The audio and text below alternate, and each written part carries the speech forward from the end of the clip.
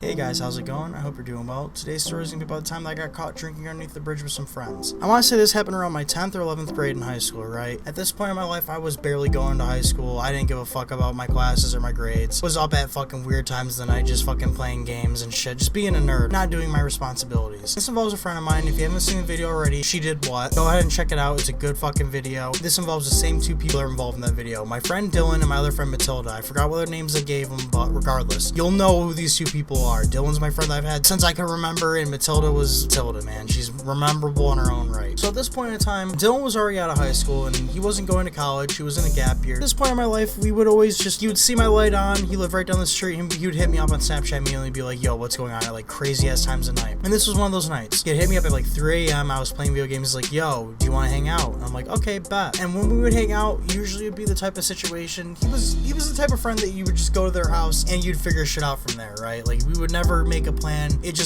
was what it was when we got there. Because he hits me with like, you know, hey, me and Matilda are hanging out. We're gonna go fucking driving and like just drink a little bit. I'm like, all right, bet. And I know this is not a smart thing to do, but at this point in my life, I didn't give a fuck, dude. I was trying to get out there and be somebody, you know what I mean? I was trying to have a life. So drinking and driving in a truck sound pretty fucking fun. And we weren't really drinking and driving. We were going somewhere to drink and then drive afterwards, okay? Like a couple hours after everyone was done drinking, so no one was too drunk. If that makes sense. Hopefully it does, because fuck, dude, this is pretty bad. This makes me look so horrible. So he pulls up and I get in his car and, you know, immediately the vibes are all right, dude. Like, hey, how's it going? Like, we're doing the formalities. Everyone's just hyped as shit. I get in the truck and we take off. And immediately he's telling me, oh, like, you know, we got like a 30 rack of bush light in the back and we're fucking, you know, bushy lights, dude. We're so fucking excited. We're like, fuck yeah, like bush lights in the back. Times are good. And he's telling me about the spot that we're going to. And he's like, oh, we're going underneath the bridge right next to the high school. I'm like, oh my God, like that's a really ballsy spot. Because at the time, I mean, the spot was still kind of somewhat upkept, but like it was overgrown a little bit. So people could get away with hanging out down there. You know, junkies would usually go down there to shoot up, and that was pretty much it though. So no one was really doing it like we were trying to do it. It wasn't really a spot to really have a party at. So, you know, we're in this fucking car we're in, dude. It's like a white fucking truck, dude. Like it's just a random ass 4x4. Could have been a Chevy, it could have been a Ford. I don't fucking know, dude. It was what it was, but this car was memorable. I know there was a lot of good times in this car, and this being one of them. So we're fucking driving down the highway. It doesn't take us too long to get to the spot that we're looking for. So it's kind of a nice little like surreal spot, you know, a little bit of nature, with a little bit of man-made architecture, you know. It's a perfect splash, if you will. And a very important geographical fact about this area is that to get to it, it's basically just right off the side of like kind of a mainish road, and it's just a parking lot and then a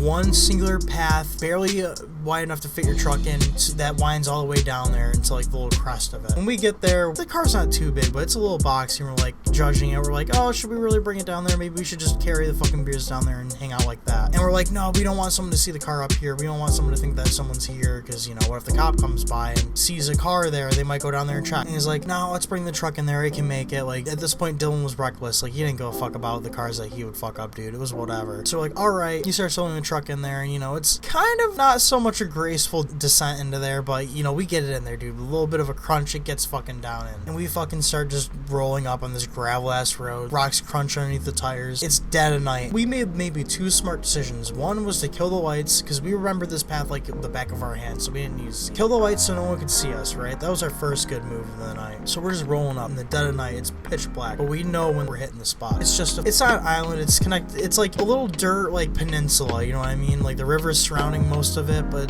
there's a good spot for you to park your car and like get out and like walk around it. And so we're underneath this bridge, so there's traffic that can go above you, but no one can really see you unless they're coming from the highway adjacent from it. So when we get down there, our second good idea was once we got down there, we killed the engine and we waited before we did anything. We just killed the lights, like I said, and we turned off the engine. We waited because we thought we were being smart. You know, if a cop had saw us going down there, then they would probably pull up immediately, and they saw us and we didn't have any drinks in our hands. Like, we're pretty much all right. Like, whatever. We're just doing a trespassing. But, you know, 10 minutes goes by and nobody comes down. So we're like, all right, we're in the clear. Like, we have free reign of this place. Like, let's get it going. And, you know, immediately Dylan gets out of the car and he starts cracking open beers, handing it out to us. And these little bush lights are hitting us, man. Like, we're just slamming them. Matilda more so out of both of us. You know, Dylan was trying to cut back on it, and I didn't. It didn't take me too much to get drunk and back in those days. You know what I mean? Like 3 bush lights and I was fucking set. I think Dylan maybe had 2 or 3 himself. He was a little bit more of a heavy drinker at that point in my life, so he could handle his shit way better than I could. And so, you know, we're drinking. We have country music blasting. You know, we didn't turn on the lights. We were still trying to be smart about that, but we were making a lot of noise, dude. We were just throwing cans. When we were done with cans, man, we were just discarding them around the fucking truck. You know, making a mess of the place. Because, you know,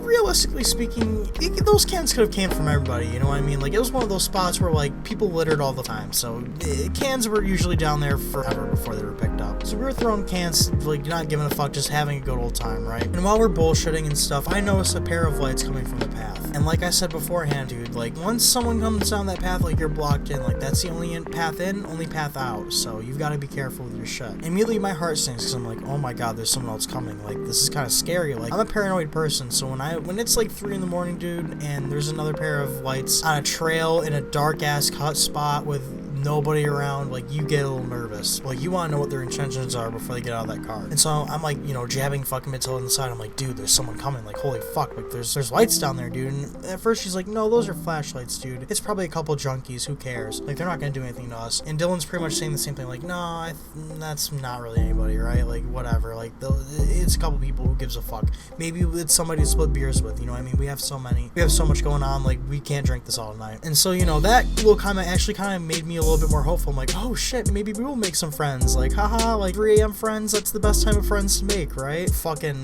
unfortunately that wasn't the situation, because as the lights pulled up closer and closer, they had passed the threshold of no return, right? They were coming into the spot at this point, and the lights just kept getting closer and closer, and eventually I realized they were headlights on a boxy ass car, like truck thing, like a sedan, like an SUV actually, like a boxy SUV. And I'm like, holy shit, like this is kind of a big car. And the lights whip around and pull up right up next to us, right? So the car lights are facing our tail, and they're blocking us completely out of the spot. And I noticed that's written on the side of this car is the words police with yellow and blue fucking stripes on it. And I was like, oh shit, because I knew I think that's the county police. I can't remember exactly what branch of police they were, but regardless, it was the cops, man. It was fucked. They pulled up on the passenger side of the car, right, where I was sitting, and I watched the cop get out, and this was the weirdest part probably of the whole interaction, is that he, like I said, went up to the passenger side. Parked on the passenger side and went up to the passenger side, so he didn't have a lot of space to really move around. And also, I don't know why the fuck he came up to my side of the car when the driver's on the other side. Regardless, it's fucking weird. He taps on the glass, and I roll down the window for him. I'm like, oh shit. I'm like, hello officer, like how's it going? And he hits us with what are you guys doing out here this time of night? He didn't sound like he was too angry, but he was definitely stern with it. And I try and answer, but immediately Dylan speaks up. He's like, we're just out here enjoying the night, like chilling out. One of my friends told me this was a cool spot to hang out at, and the party we're going to was canceled, so we just came here. He straight up just lied. And I was like, holy shit, like that was like kind of smooth. And the officer seems like he took it, so he's like, alright, well I need to see some IDs from all of you. And I kind of start panicking because I don't have my ID on me, and he's sitting there right next to me, so I'm like fumbling in my pockets, pretending like I have it on me for a second. Matilda gets her ID and Dylan's ID and gives it to me, and I hand it off to the officer, and I tell the officer, hey man, like look, I'm really sorry, I don't have an ID on me. Like at this point I was a minor, so I had only the vertical one. I didn't have my license at that point, so I didn't have the horizontal just yet. And he said it was fine. He just told me to tell him my name, and I did, as well as my address, and he went back to his car and he had searched us all up. I'm assuming to make sure we didn't have any felonies or whatever, but regardless, it didn't take him too long. Usually when I gotten stopped by cops, like even in the future, like it would take a couple minutes, like I feel like I was in the car for 20 minutes. I don't know if it was the adrenaline or whatnot, but this felt like 5 minutes, I swear to God. Like it was no time at all. I don't know if this guy wanted to get out of here or what. And the entire time while we're waiting for him to get back, we're kind of like freaking out. We're like, oh my God, we have like a 30 rack in the bag. Like this is not good. Yeah, the tarp's kind of covering it, but I wasn't sure, and neither was Dylan, whether or not he covered it when he got back in the car, like after getting us the beers, you know what I mean? So we're kind of like sketched out because we don't want this cop to know just how much like people have been drinking and shit. So with the short amount of time we have, we're just trying to clean up the cans inside the car. We're not even really worried about the ones outside of the car too much at this point. We had a couple inside the car we're trying to make sure we have tucked away.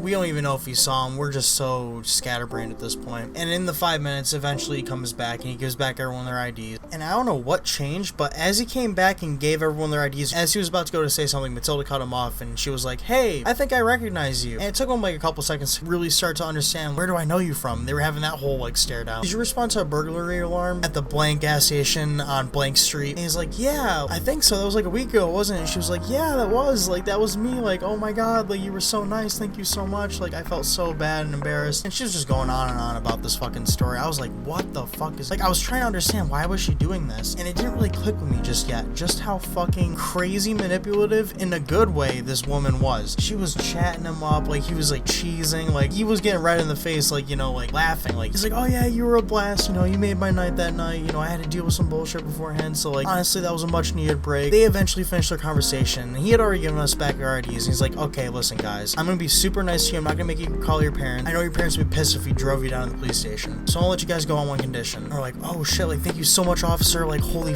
like we are like damn near like sucking this dude's dick verbally at this point. We're like, oh my god, thank you so much. His stipulation was you need to pick up all these cans. So like, all right, bet, yeah, we'll pick up these cans, no fucking problem, like no skin off our backs, we're cool with it. He's like, all right. He kind of walked away. He was basically in his cruiser and he was getting ready to leave at this point once we got out, and we started picking up cans, dude. We would throw them in the back of the truck, dude. Pick up cans, throw them underneath the tarp in the back of the truck. We were making sure not to lift the tarp too much because we didn't have the tarp covering the whole side of the truck, but you kind of had to, you know, it was an awkward experience to fucking throw cans in right next to another 30 rack of beer that the cop didn't even really know about. Because I think from like his perspective, it looked like we pretty much were done, you know, maybe we had like a 6-pack or something, you know what I mean? Like there wasn't crazy amount of cans later around. But I remember this like it was yesterday, dude. It was so fucking funny. Matilda, she got out of the fucking car and she was so drunk that she had to hold on to the, what I like to call the oh shit bar. She was leaning on the oh shit bar. She was so fucked up. Trying to like, she can't extend her body this far. Like she's trying to like reach down to pick up a can, but she can't because like her body can't go that far. She doesn't have enough arm for it. So she's like stumbling, trying to get towards the ground. I'm like, yo, Matilda, like get back in the car. I did not want him to know just how bad she was. So I was like, Matilda, just get in the car. Like I'll do it. Like don't even worry about it. Like, she's like, no, I got it. I'm like, Matilda, just get in the car. I promise. Like it's cool. I got all these cans. I'll just pick them up as fast as fuck so she didn't have any to pick up. And eventually, like as we're doing this, the cop fucking drived off, dude. I don't know what the fuck got into this guy, but he just did not care about doing his job or stopping us because I don't know. It was privilege to the max at this point. But he drives off and we're still picking up these cans and we start cheering, dude. Like we're trying to like be quiet in case this guy had his window rolled down. We're giving each other high fives. Like we're just fucking going crazy, dude. We're like, holy fuck. Like, oh my god. Like how did we get out of this shit? Like holy fuck. Like we're just picking up all the rest of the cans and eventually we get it all cleaned up and we just got out of there, dude. We wait like maybe 10 minutes and we just book it, dude. Dylan at this point is stone cold sober. Like we're all scared to death. Well, more so I'm scared to death. Those two took it on the chin, dude. They were like, oh fuck yeah, like haha, whatever. And at this point I'm like, dude, can I